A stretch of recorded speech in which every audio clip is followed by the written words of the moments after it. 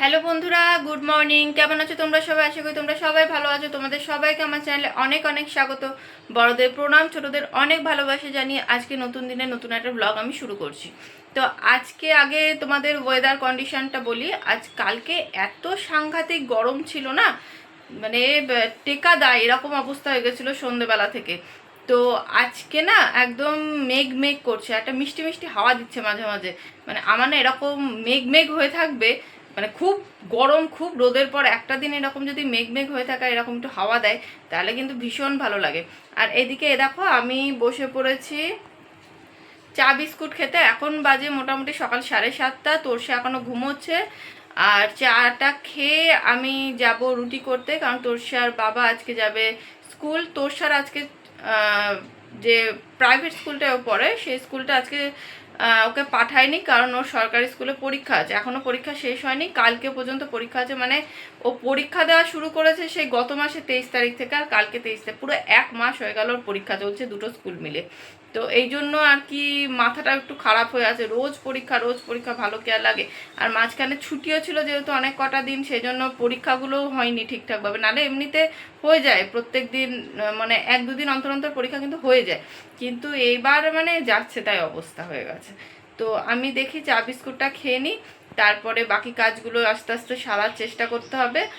আর তোমরা থাকো, ভিডিওটা দেখতে থাকো। এত সকালে স্কুলের দিনকে না আমি সচরাচর ভিডিও করার সময় পাই না। মানে ওই উঠি মোটামুটি ধরো 6:30টার দিকে, তো দিয়ে তারপরে বাকি এত কাজ থাকে যে তখন আর তো ভিডিও করার কথা মাথাতেও আসে না।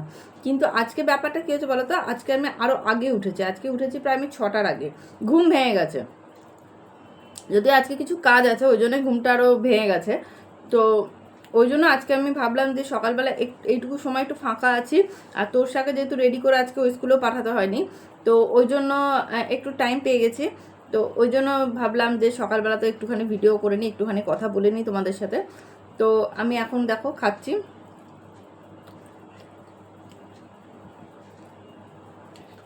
কথা বলতে বলতেই কতটা সময় চলে গেল।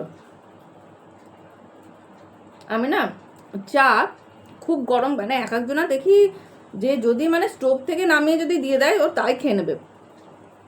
আমি চা ওইভাবে খেতে পারি না। আমার চা একটু ঠান্ডা না হলে না, মানে জিভে ঠোঁটে সব ছ্যাঁকা লাগতে শুরু করে। তো আমি চা খেলে, আমাকে তো সবাই বলে চা খাস না শরবত খাস। এমনিতে আমার চা একটু চিনিটা বেশি লাগে। আমাদের বাড়িতে আমি সব থেকে চিনি বেশি খাই, বাকিরা অতটা চিনি খায় না। তো আমাকে বলে চা খাচ্ছিস না শরবত খাই, ওর থেকে ফ্রিজে রেখে দে, তারপরে ঠান্ডা করে খাস। তো যাই হোক, সবাই তো সমান হয় না, তাই না? আমার একটু সময় লাগে, কি করবো। আমার যে কোনো জিনিস খেতেই সময় লাগে, ভাত খেতেও সময় লাগে। সবাই খেয়ে দিয়ে উঠে যায়, আমার মেয়েও খেয়ে উঠে যায়, আমি বসে বসে খাই। তা যাই হোক, এইভাবেই চলতে হবে। বন্ধুরা, আজকে আমি তোমাদের সাথে না সেভাবে কোনো ব্লগ ভিডিও শেয়ার করছি না। আজকে আমি যেটা শেয়ার করছি তোমাদের সাথে সেটা হয়তো মানে আমি কোনোদিনও ইউটিউবে দেব এটা ভাবিও নি, এবং ওই জিনিসটা আমি আরও শেয়ার করছি যে থেকে যাক সারা জীবন স্মৃতি হিসেবে। এই ধরো ফেব্রুয়ারির 24-25 তারিখের দিকে, সম্ভবত যতদূর মনে পড়ছে 24 তারিখ, আমার হাজব্যান্ডের স্কুলে প্রথমবার গেছিলাম। ওখানে অ্যানুয়াল ফাংশন হয়েছিল।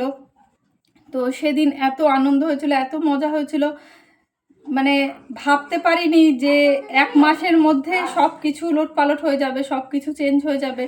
তোমরা নিশ্চয়ই সমস্ত খবর জানো 2016 সালের ক্যান্ডিডেটদের, তাদের কি অবস্থা, তাদের কোথায় তারা আজকে এসে বসেছে, কোথায় রাস্তায় বসে আছে। একটা স্কুলের টিচার যে 1 মাস আগেও যে স্কুলে বসেছে চাকরি করতো, সে শিক্ষকতা করতে আসছে, রাস্তায় বসে আছে ধর্ণা দিয়ে।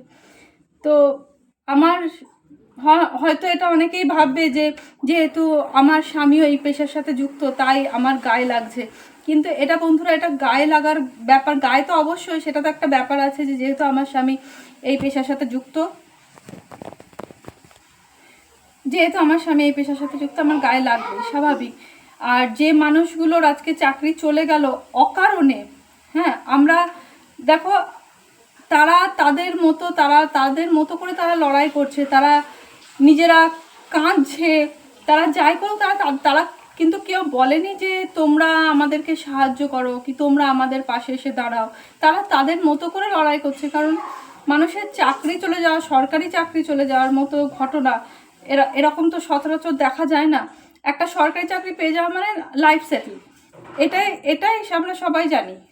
কিন্তু সেই মানুষগুলো আজকে যা সাফার করছে সেটা, তার বলে না যার ঘা তার ব্যথা, তারা তো নিজেরা সাফার করছে। কিন্তু আমি দেখছি যে ফেসবুকে বা বিভিন্ন সোশ্যাল মিডিয়াতে সেই জিনিসগুলোকে নিয়ে, তাদের চোখের জল নিয়ে মানুষে এত পরিমাণ মজা দেখছে, এত পরিমাণ আনন্দ করছে।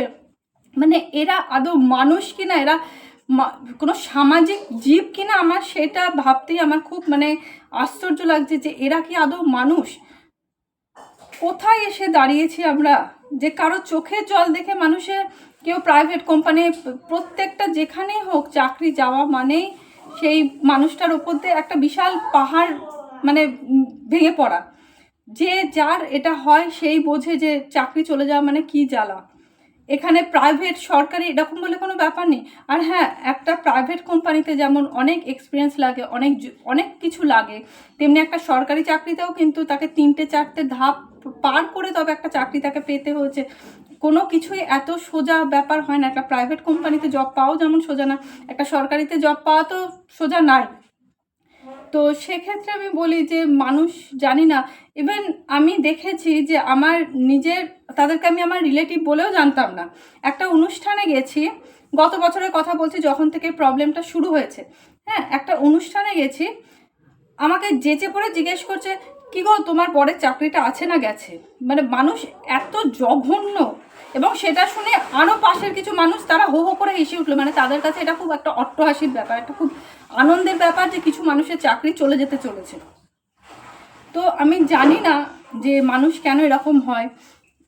কারোর সাথে দেখা হচ্ছে, কি গো তোমার বরের চাকরি আছে না গেছে, কি গো তোমার বর কোন সালের, 16 সালের না তার আগে।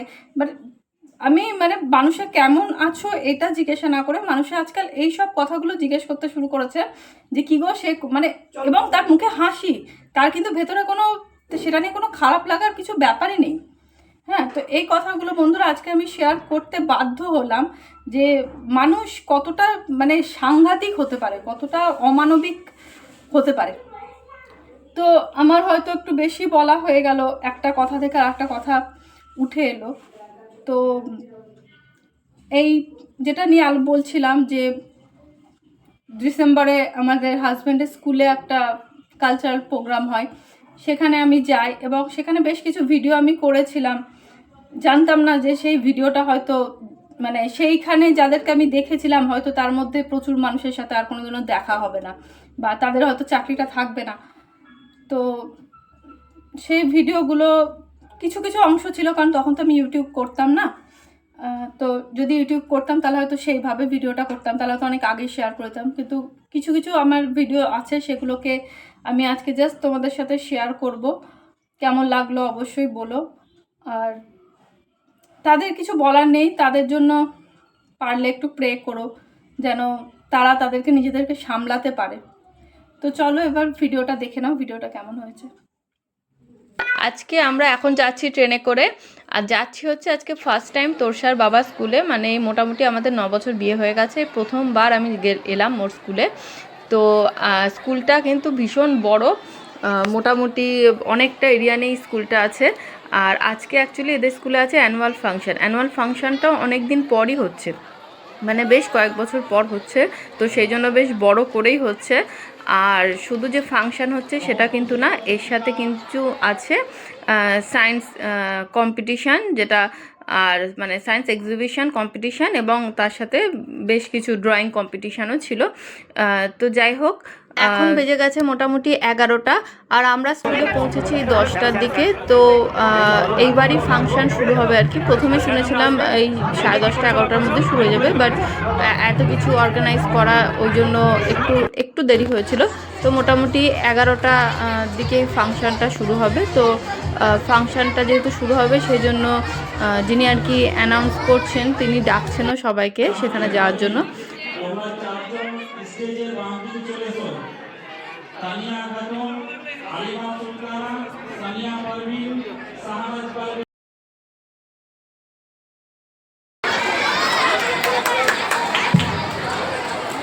বরণ করে নিচ্ছি অহিদা মৃগাঙ্ক দে মহাশয়কে।